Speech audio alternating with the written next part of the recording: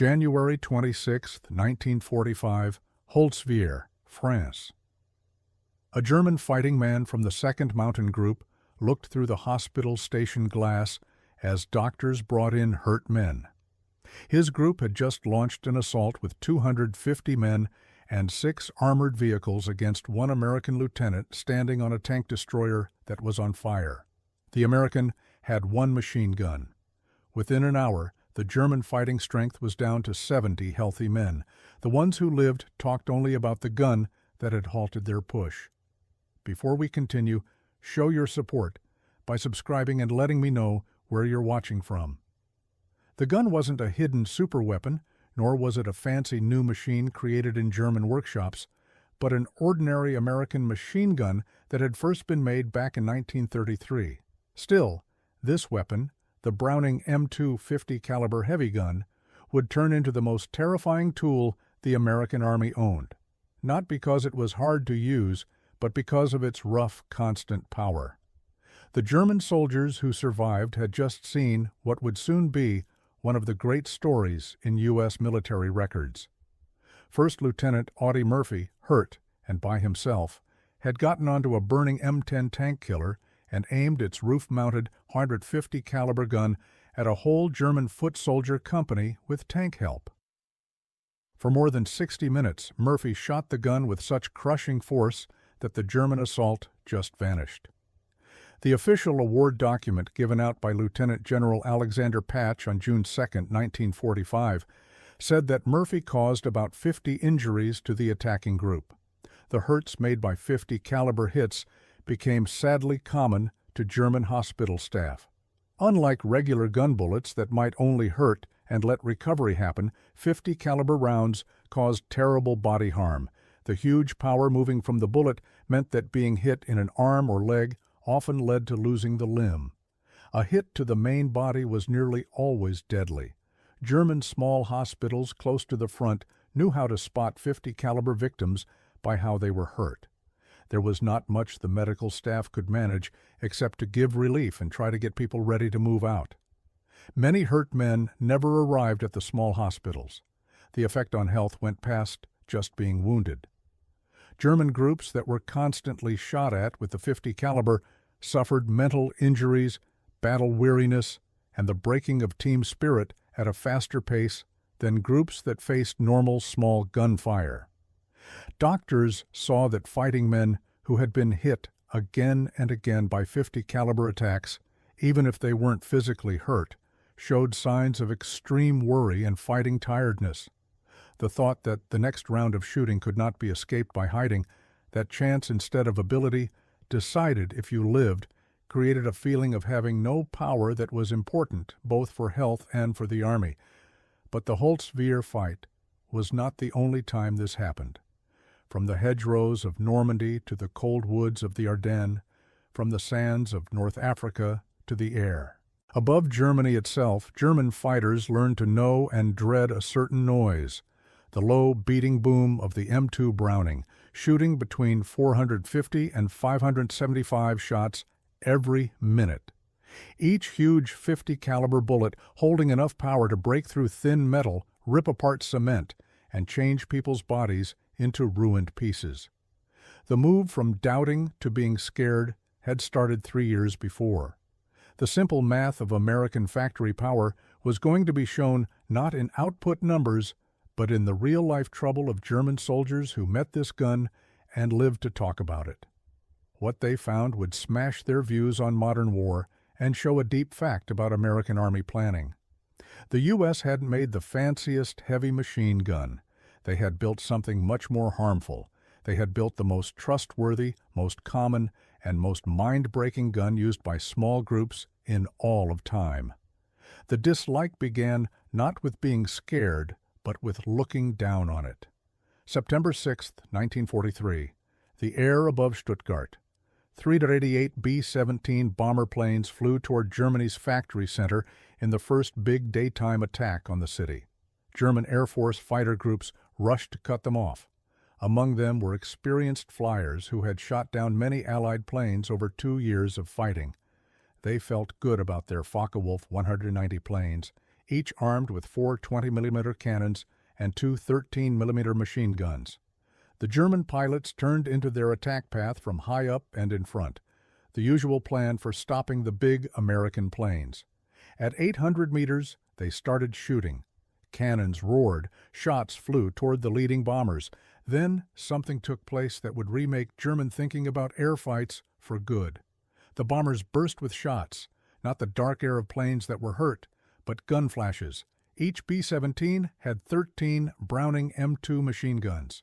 A normal group of 36 bombers meant 468 heavy guns, all shooting the same 50 caliber bullet that could strike out to 1830 meters with deadly result.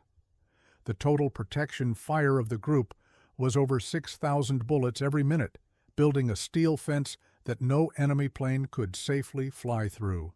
German fighters felt their planes shake as 50 caliber bullets ripped into wings, engine covers, and cockpit shields. They stopped their attacks, diving fast with planes leaving smoke and leaking fluid. The raid cost the German Air Force a lot. 45 B-17s were lost, but German fighter losses were awful for groups that couldn't replace skilled flyers anymore. What the German flyers didn't yet know was that they were meeting not only a gun, but a way of fighting. The Americans had fixed the problem of keeping bombers safe, not through fancy technology, but through a huge amount of bullets. Each B-17G carried between 5,000 and 7,000 50 caliber bullets spread among 13 gun spots, with some groups adding more shots than the rules allowed. German pilots had been taught to watch out for 20mm and 30mm cannons because those guns could wreck a bomber with just one good hit. They had learned to fear the bursting shots that would blow up when they struck, but the American 50 caliber didn't burst. It didn't need to. The big half-inch wide bullet, weighing 707 grains, moving at 2,900 feet every second, holding 12,000 pounds of force at the end of the barrel, simply made holes in everything it hit: wings, engines, gas tanks, pilots. By October 1943, German fighter groups had begun to grasp the real risk. Senior Lieutenant Heinrich Worms, a top flyer with 93 wins, wrote about the American bomber groups in a letter to his folks. To go after the Americans is like flying through a metal storm.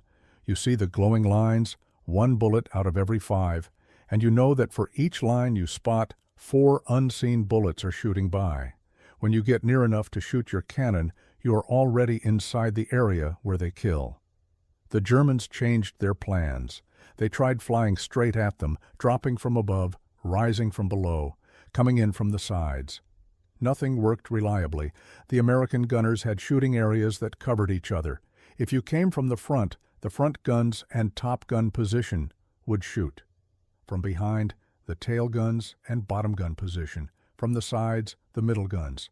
From up or down, the bottom and top gun positions. There was no easy way in. The U.S. Army Air Force had set up their tight fighting groups of 18 to 21 planes in the sky in a special way to get the most coverage from their defensive guns. But the true terror was not the amount of shots.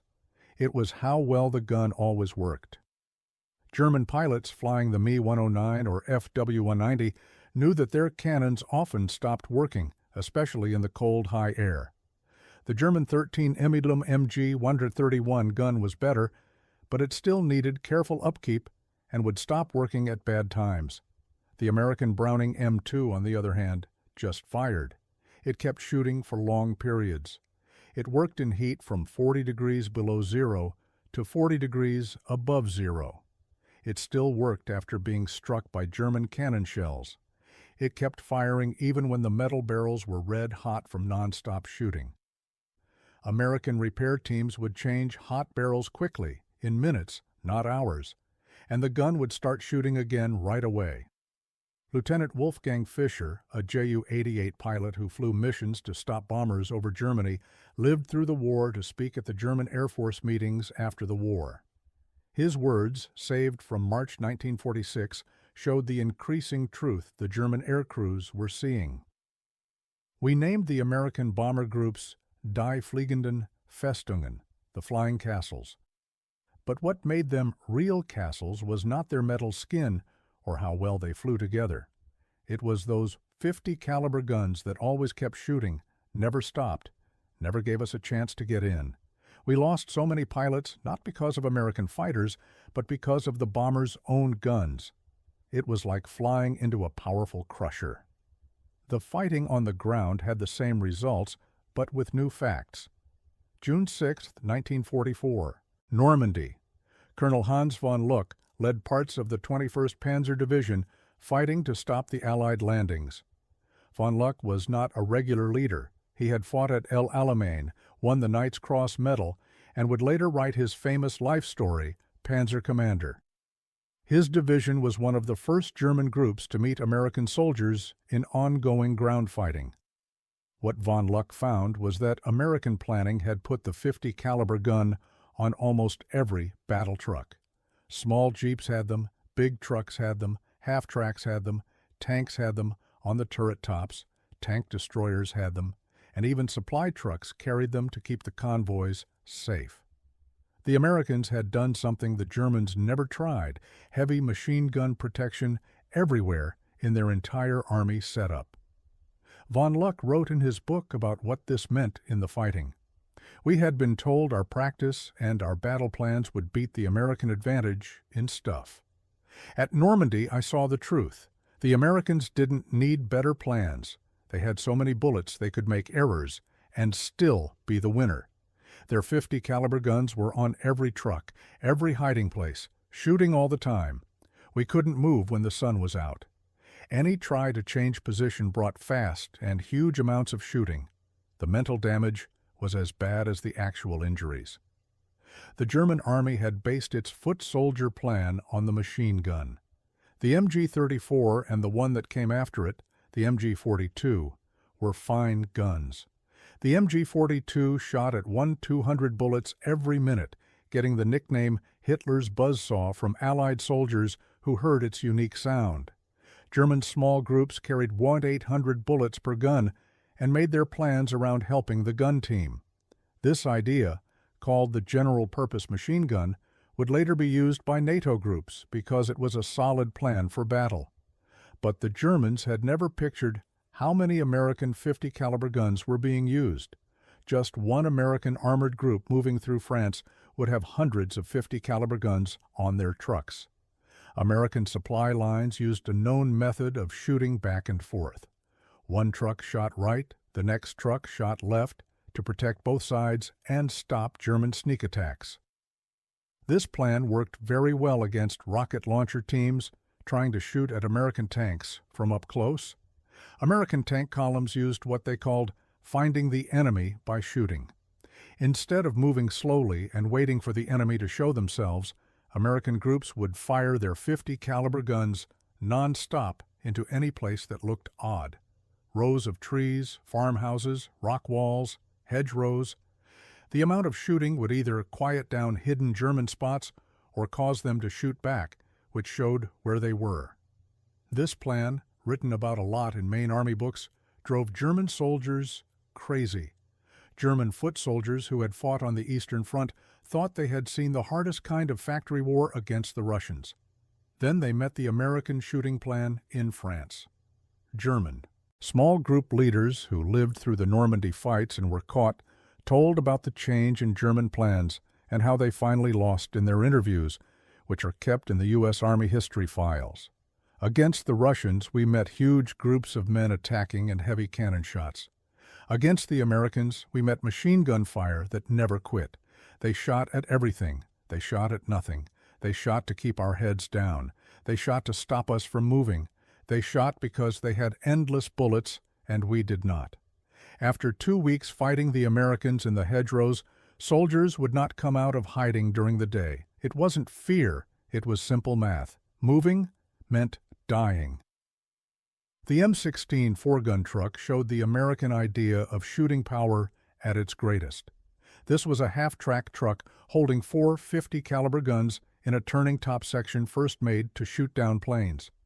The guns together could shoot nearly 2,200 bullets every minute.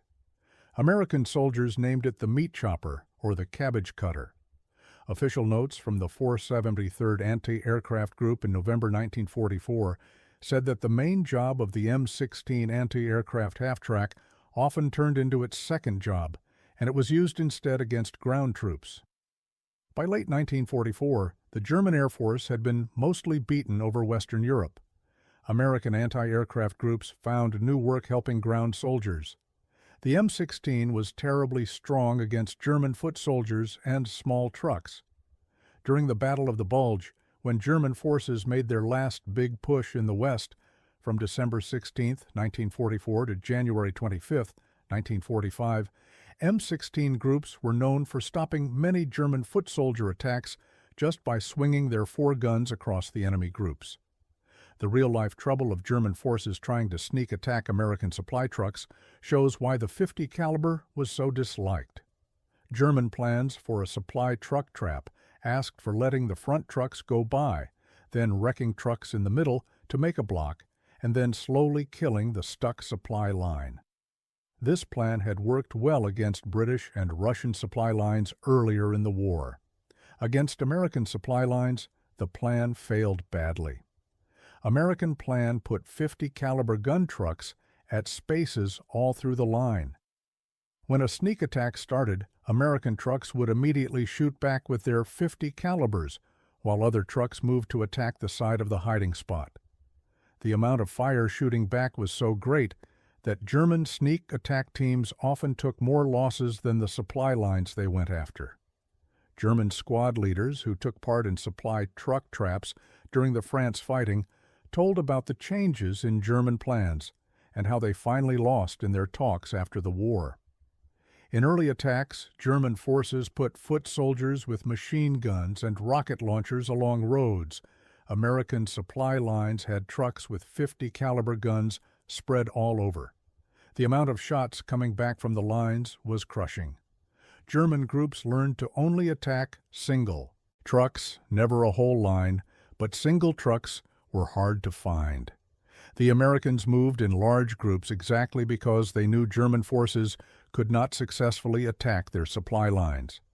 The method of shooting back and forth that American lines used was especially strong. Trucks on the right of the road would shoot toward the right side. Trucks on the left would shoot left. This made shooting zones that crossed over and covered both sides of the road at the same time. German forces trying to attack from one side would find shots coming at them, not only from the same side of the line, but from the other side too.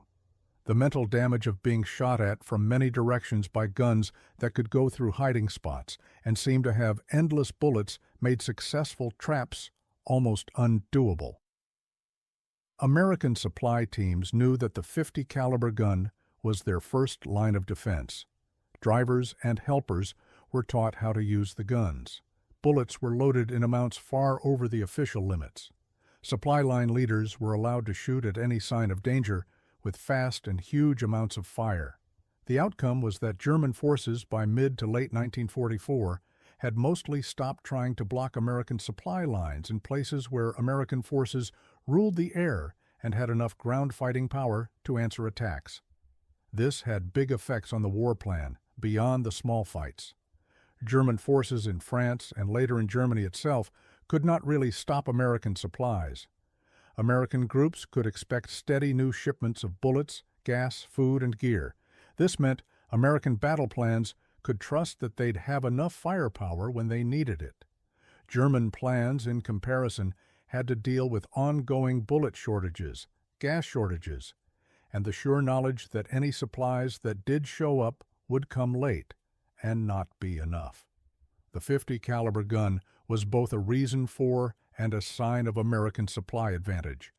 It was strong because American factories could make bullets in huge numbers. It let fighting go on because its dependability meant that bullets, once they arrived, would be used well. German soldiers looking at American glowing bullets flying over the battlefield at night knew they were seeing not just bullets being used, but the clear proof of a factory power they couldn't equal. The fear from the sky added another kind of dread to the German fear of the .50 caliber. The Republic P-47 plane, which American flyers called the Jug, held 8 Browning M2 guns in its wings. This meant one fighter plane could send 4,400 bullets every minute of total fire during low-level attacks. German ground soldiers learned to spot the unique look of the P-47 and the noise that came before being killed. A quick attack by 4 P-47 planes meant 32 50-caliber guns focusing on one spot. The planes would fly in fast and low, often with very little warning. Pilots would start shooting at distances of 600 to 800 meters and move their fire across German spots, trucks, and groups of soldiers. The result was called by those who lived through it a sideways storm of metal that left nothing whole. German supply leaders who lived through many air attacks during the pullback from Normandy in August 1944 told how powerless German ground men felt against American air strength in their talks. You hear the motors first. By the time you glance up, they are already shooting. The bullets hit the road, the trucks, the men, all at the same time. There is no safe spot. Rock walls fall apart. Trees are cut down. Metal rips like paper. You can be hidden behind a truck 1 second, and the truck is gone the next, just scraps of metal and flame. Soldiers learned to jump out of trucks the moment they heard plane motors. Better to lose the truck than the truck and the men inside. The P-47 was very good at what American flyers called armed scouting missions. Instead of shooting at set targets, flights would watch over their areas, looking for chances to strike. Any German truck moving in the day risked an attack, any line of soldiers, any supply line, any cannon spot. The 8 50-caliber guns gave pilots plenty of bullets to shoot at many targets during one trip. A pilot might shoot up a supply line, fly higher, spot a German tank group, dive to attack them, then shoot up a road crossing on the way back. The bullet storage, about 425 shots per gun, meant 3,400 shots in all, enough for a long fight. German forces changed their plans by moving mostly when it was dark and in poor weather. But this change came with a huge price to how fast they could operate and get supplies. Goods that should have taken hours to move took days. New soldiers arrived late or didn't come at all.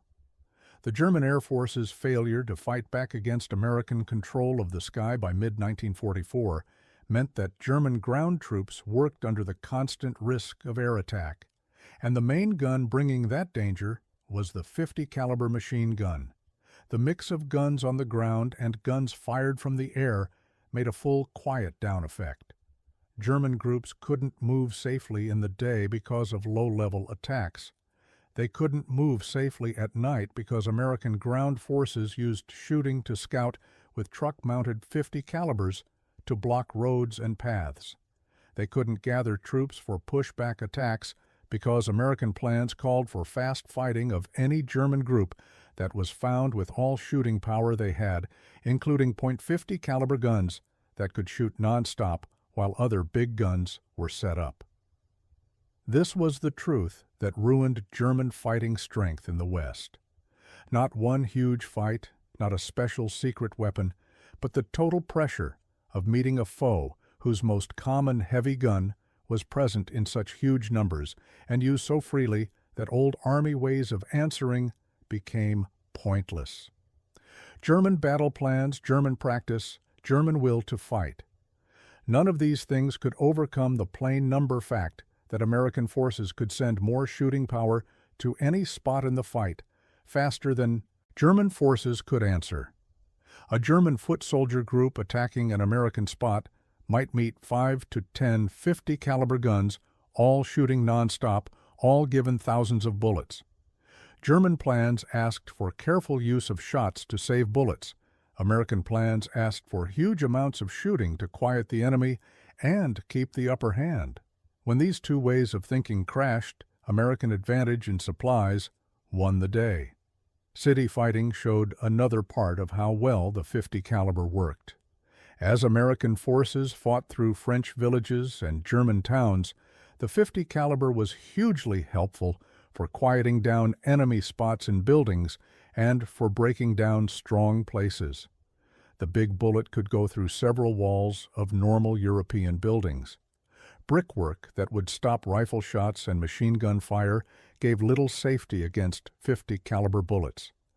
American tank leaders quickly learned to use their top-mounted .50 calibers to quiet down high windows and roof spots before going through city areas. The method was easy, but terribly strong. A tank would stop at a street corner, and the leader would sweep the .50 caliber across the fronts of buildings, shooting non-stop at any possible spot. The steady fire would force German defenders to hide, letting foot soldiers move up.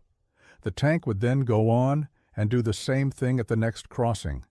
German rocket teams, which were very strong in open fields and especially risky in city areas where they could shoot at tanks from up close, found they couldn't fight well against American team-up plans that used .50 caliber quiet-down fire. A rocket shooter needed to show himself to aim and shoot his weapon. American plans called for non-stop .50 caliber fire on any place that might be hiding someone. This mix made good rocket attacks uncommon where American forces used smart team-up fighting. German company leaders who fought American forces in the Rhineland during the last months of the war spoke of the impossibility of defending cities well against American plans in their reports after the war. German foot soldiers would hide in high rooms with good views for shooting. American tanks would roll up and wreck the buildings with .50 caliber shots and tank main cannons. The .50 caliber bullets would go through walls and roofs. There was nowhere safe. Soldiers would duck behind chairs or inner walls, and the bullets would still hit them. The only way to live was to run from those spots before the Americans focused their fire on them. But leaving meant losing land, and there was no land left to give up. The mental damage of fighting in cities against a foe with endless .50 caliber bullets was huge. German soldiers knew in their minds that walls and buildings only hid them, but didn't truly protect them from .50 caliber fire. In their hearts, the need to find safety behind solid things was too strong to ignore. Seeing .50 caliber shots smash through 3-foot thick rock walls and keep going through many rooms took away the mental relief that hiding usually gives. Soldiers felt open even when they were hidden, at risk even when covered by things that should have been safe. This mental breakdown grew over time. A fighter might live through one fight, then another, but each time seeing .50 caliber fire wreck what should have been a safe spot.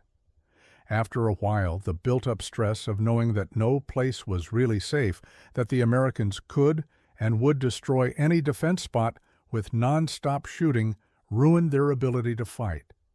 Groups would run from their spots without even being attacked because they knew American shooting power would soon make those spots impossible to hold. The final fights in Germany showed the total win of the American shooting plan. German forces fought bravely and with skill, often getting small wins against American forces that were bigger in number. But winning a small battle meant nothing when American forces could just pile up shooting power and turn German spots into dust. The .50 caliber gun was the core of this power. It was there in big enough numbers to shoot at any target. It was dependable enough to shoot non-stop for hours. It was given so many bullets that American leaders never needed to save their shots, and it was used in a way that cared about quiet down and wrecking things more than saving and careful aiming. German tank crews learned to worry about the .50 caliber for other reasons. While the M2 couldn't break the front metal of a Tiger or Panther tank, it could hurt viewing gear, break things stored outside, and keep nearby foot soldiers quiet. More importantly, the .50 caliber could go through the lighter side and back metal of many German armored trucks in battle. American M10 tank killers had a .50 caliber M2 HB gun placed on the back of the top part for shooting down planes and protecting close-foot soldiers. Checking the numbers of bullets used shows that M10s shot far more bursting shells than metal-piercing rounds, meaning they were used a lot to help foot soldiers, where the .50 caliber was key for what crews called cleaning up in close fights. A German rocket team might stop an American tank only to be shot dead by 50 caliber fire from nearby tank killers or foot soldier support trucks before they could get away. Night fighting brought in one more horror linked to the 50 caliber. American bullets used a mix of one glowing round for every 4 regular rounds. This meant that every fifth 50 caliber bullet the enemy could see was a bright line that showed the path of the shots. German soldiers watching American 50 caliber fire at night could see the lines curving toward them, lines of light that looked like they moved slow enough to follow with your eyes, but that arrived with terrible speed and power. The mental effect was deep. Soldiers could see death coming. They could watch the lines meet up on their spot. They knew that for every glowing line they saw, 4 more bullets were flying along the exact same track.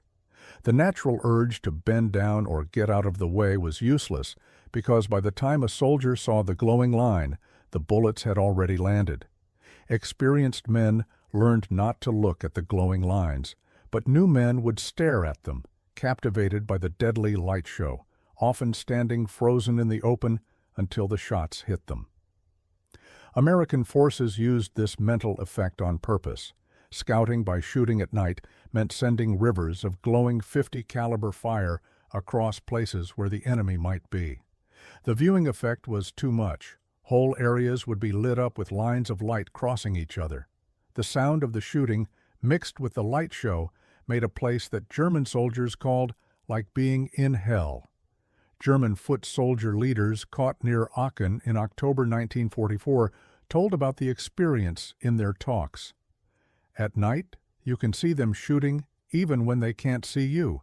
They fire at sounds, at moving things, at empty air. The lines of light show you where killing is coming from, and you can't get away. You watch the rivers of fire and know that behind every glowing line are 4 more bullets. You figure out that one gun shooting for 10 seconds sends 50 bullets at you, and only 10 are glowing lines. You see 10 lines of light and know 40 more shots are in the sky. Then you realize there aren't 1, but 5 or 10 guns shooting. The numbers of it are so scary. You can't live through that much shooting by being good at fighting or being brave. You live only by chance. The Germans had their own glowing bullets, but their plan of saving shots meant glowing lines were used rarely. A German gun crew might shoot a quick burst with glowing lines to check their aim, then go back to regular bullets to save the costlier glowing rounds. American crews shot mixed belts non-stop. The look of American shooting power at night was thus much more frightening than the German version, even when German guns shot faster. This control by sight had real-world uses past just scaring people. American leaders could watch their own shots and fix their aim right away. If glowing lines were hitting too short of a target, the gunner could see this and fix it immediately. German shots coming back were harder to see because they shot fewer glowing lines. American groups therefore got better, instant feedback on how well they were shooting, letting them fix and focus their fire better than German forces could with their plan of saving bullets. The Germans tried to come up with ways to fight back. They tried to use their tanks more daringly to get close to American spots before the 50 caliber shots became too much. This seldom worked because American big cannons and air help would shoot at German tanks from farther away, forcing the Germans to fight at the exact distances where 50 caliber shots were strongest. July 25, 1944, Operation Cobra. The American rush out of Normandy started with 3,300 tons of bombs dropped by 1,800 big bombers on German spots near St. Lo. Major General Fritz Boedeker led the Panzer Lehr Division, one of the best German groups protecting that area. After the war, Boedeker wrote many papers for the U.S. Army History Team, looking at the fighting. His view of American shooting power was sharp and crushing. He wrote that by the time his group pulled back from the St. Lo area, it had been destroyed not mostly by bombs or big cannons, though those were important reasons, but by the total effect of constant small gun fire that stopped his forces from moving well. American 50 caliber guns on every truck meant that his men couldn't move to answer American pushes without being shot at right away.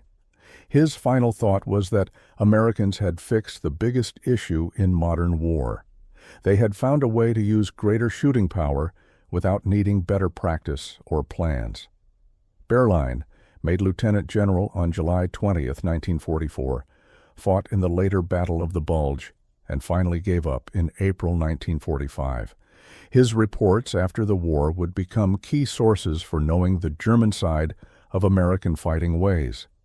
He said over and over that the .50 caliber gun, used by soldiers with little special teaching and given huge amounts of bullets, set a level of shooting power that German forces couldn't match with their fancier guns and better trained men.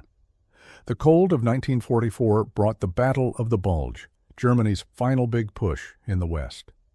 German forces got total surprise and won at first. For the first few days, it looked likely that German tanks might break through to the Meuse River and cut the Allied armies in half.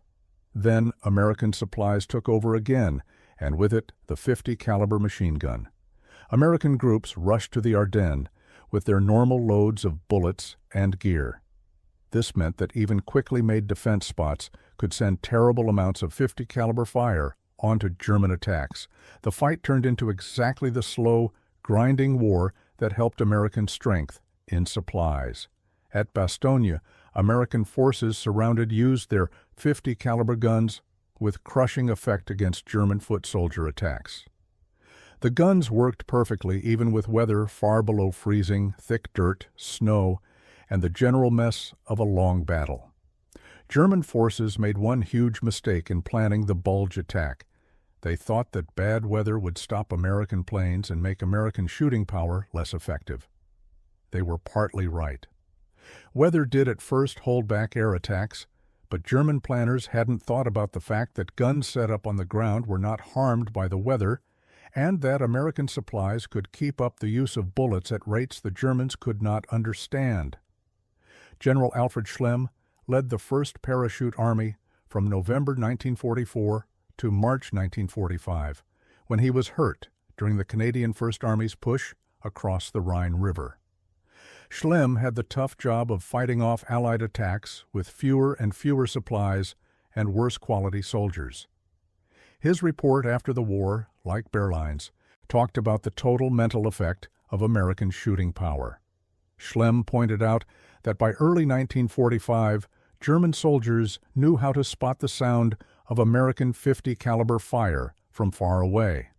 The knowledge that any spot could be shot at by these guns, that any move could bring instant fire, and that German forces had no real way to fight back, created what he called a waiting-to-be-hit mindset that made pushing forward almost undoable. His men got across the Rhine safely before the last Allied attack, but he blamed his losses mostly on the constant wearing down caused by American heavy machine gun fire during the pullback. The simple facts about the M2 Browning help show why it worked so well. The gun weighed 84 pounds without its stand, 128 pounds with the M3 stand. This made it heavy, but not too heavy for a group of men to carry and use. The working distance of 130 meters meant it could shoot at things far past the range of German rifles and small machine guns. The speed of shooting between 450 and 575 shots every minute was slower than the German MG-42, but faster shooting didn't matter when German crews had few bullets. The .50 caliber Browning bullet shot by the M2 had features that made it work well against many kinds of targets. The regular M33 bullet reached a speed of 2,110 feet every second. Metal-piercing types could go through 19 millimeters of metal at 500 meters. The M8 API piercing and fire-starting bullet went through 16 mm at 500 meters and would light up gas or bullets upon hitting. The M20 API type with its glowing line pierced 21 mm at the same distance. This meant that while the .50 caliber couldn't break the front metal of a Tiger or Panther tank, it could go through the metal of half-tracks, armored cars, and the side and back metal of many German armored trucks. More importantly, It could wreck truck motors, punch holes in gas tanks, stop big cannons, and quiet down foot soldiers at distances where shooting back didn't work. The M2's dependability came from how it was made. John Browning had started building it in July 1917 during World War I. The M1921 water-cooled 50 caliber gun, weighing 121 pounds with its water jacket, started being used but was too heavy for moving around in a fight. The M2 air-cooled version used in 1933 got rid of the water cooling and cut the weight while staying dependable. The main working parts of the gun were simple, strong, and tested. American companies, including AC Sparkplug, Frigidaire, Guide Lamp, and Colt, made nearly 2 million 50 caliber guns of all types during the war years, making the M2HB, the heavy barrel type that could handle longer times of shooting, reached about 350,000 guns in total across all military branches and battle zones.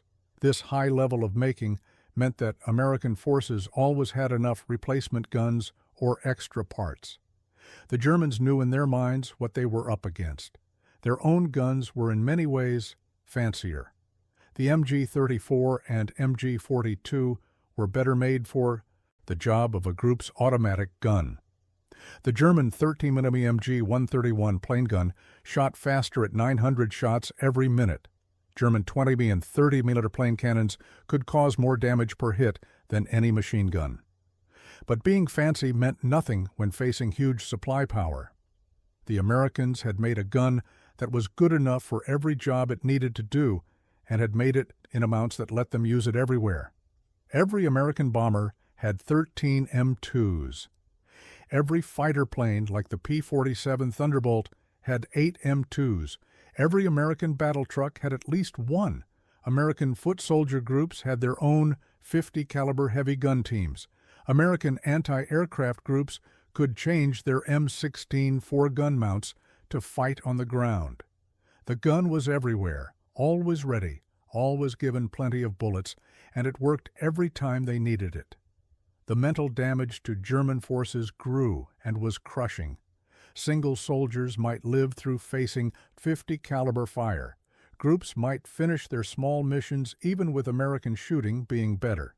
But over weeks and months of fighting, the non-stop knowledge that the Americans could bring huge shooting power onto any target at any time with guns that worked reliably in any weather wore down German fighting ability, just like men lost and gear broken. This wasn't a lack of bravery from German soldiers. These were experienced men who had fought all over Europe and North Africa. Many had met Russian attacks on the Eastern Front, but there was something especially spirit-breaking about the American way of war. The Russians might send huge waves of men and cannons. The British might show great battle skill and teamwork. The Americans simply used huge amounts of supplies and shot until the enemy quit. German leaders found it harder and harder to get men to attack when they knew American 50 caliber shots would hit any forward move. German foot soldiers became unwilling to move in the day. German trucks gathered in hiding spots instead of going forward. The control of the fight moved forever to the Americans, not because of better plans or better practice, but because American planning, based on endless bullets and trustworthy guns, made the German way of doing things old news. The strong dislike German soldiers felt for the 50 caliber was the anger of skilled workers meeting huge factory making, of good fighters facing war run by industry. The 50 caliber stood for everything about American fighting that the Germans thought was strange. The easy spending of bullets, the dependence on having more stuff rather than being better trained, the readiness to wreck things instead of taking or going around them. These were not the methods of fighters in the old European meaning. These were the methods of a factory giant that had figured out that using up stuff was less costly than losing men and worked better than fancy battle plans. After the war, German Army history writers and former leaders gave the same judgments. The American 50 caliber gun was not the fanciest weapon of World War II. It wasn't the quickest shooting or the most exact or the lightest or the one that could do the most things. It was simply the strongest because it put together dependability, being everywhere, and huge supply help. The gun itself was only a piece of the puzzle. The system that made it by the millions gave it billions of bullets and used it based on a plan that saw spending stuff as the cost of winning. That system was what beat Germany. The story of the M2 Browning can be seen in how long it has been used. 80 years after it was first made, the gun is still being used by the U.S. military and armies worldwide. It has kept working longer than every gun it faced in World War II. It has been in every American fight from World War II until now. This long life shows the basic strength of how it was made and the power of the American Army idea it stands for. The bigger effects on the war plan only became clear later. German Army plans had thought that being better trained and having great battle plans could balance out the Americans having more people and stuff. This idea was completely wrong. The .50 caliber gun showed that good enough guns made in huge amounts and supplied freely beat fancy guns made in small numbers and supplied carefully. German tank leaders who had beaten Russian tanks through better plans found they couldn't move against American teams that included many .50 caliber guns. German foot soldiers who had become experts in the MG-42's fine details found their skill worthless when American forces could just flood defense spots with non-stop .50 caliber shots. German pilots who had sharpened their skills against the British Air Force found themselves ripped apart by bomber defense fire that cared more about the amount of shots than careful aim. The lesson was clear and tough. In war run by factories, the side that can keep spending more stuff will win no matter the difference in fighting skill. The Germans had brought a careful, handmade way to a war of huge output. They had tried to make things work well when the situation needed massive power. They had saved bullets when their enemies could afford to shoot freely. What German soldiers learned through bad times was that today's factory war pays off, not for fancy battle moves or better practice, but for the power to keep sending out huge amounts of stuff. The M2 Browning .50 caliber gun turned into the sign and tool of that lesson. German forces brought skill, plans, and strong will to the fight. American forces brought a factory system able to make and give out heavy guns in numbers that made fighting back a sure loss by the numbers. When those two ways of war met, the final result was never really in question.